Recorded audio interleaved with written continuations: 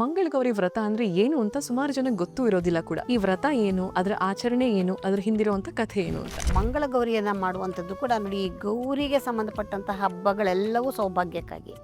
ಮಂಗಳ ಅಂತ ಹೆಸರೇ ಹೇಳುತ್ತೆ, ಮಂಗಳಕರವಾಗಿರಲಿ ಜೀವನ ಅನ್ನೋದು. ಈ ಮಂಗಳ ಗೌರಿ ಹಬ್ಬದಲ್ಲೂ ಅದೇನೇನೆ, ಅದರಲ್ಲಿ ಕೂಡ ಕಥೆಯಲ್ಲಿ ಬರ್ತಕ್ಕಂಥದ್ದು ತನ್ನ ಪತಿಯನ್ನ ಉಳಿಸ್ಕೊಳ್ಳೋದಕ್ಕೋಸ್ಕರನೇ ಮಾಡುವಂಥದ್ದು. ಕೇವಲ 16 ವರ್ಷ ಆಯಸ್ಸಿರ್ತಕ್ಕಂತಹ ಪತಿಯನ್ನ ತಾನು ಉಳಿಸ್ಕೊಂಡು ಸಂಪೂರ್ಣವಾಗಿ ಅವನಿಗೆ ಪೂರ್ಣ ಆಯಸ್ಸನ್ನ ಪಡ್ಕೊಳ್ಳುವಂತಹ ಒಂದು ಯೋಗವನ್ನ ತಂದ್ಕೊಡ್ತಾಳೆ. ಈ ಒಂದು ಮಂಗಳ ಗೌರಿಯ ವ್ರತವನ್ನ ಮಾಡಿ, ಮಂಗಳ ಗೌರಿ ಪೂಜೆ ಮಾಡುವಾಗ ಒಂದು ಸಣ್ಣ ಚೊಂಬಿನಲ್ಲಿ ಈ ಚಿಬ್ಲಿ ತೆಂಬಿಟ್ಟು ಅದನ್ನೆಲ್ಲ ಹಾಕಿ ಇಟ್ಟು, ಅದಕ್ಕೊಂದು ರವಿಕೆ ಕಣವನ್ನ ಕಟ್ಟಿ ದೇವ್ರ ಮುಂದೆ ಇಟ್ಟು ಪೂಜೆಯನ್ನ ಮಾಡಿ, ಅದನ್ನ ಮುತ್ತೈದೆಯರಿಗೆಲ್ಲ ಬಾಗನವನ್ನ ಕೊಡ್ತಕ್ಕಂಥದ್ದು.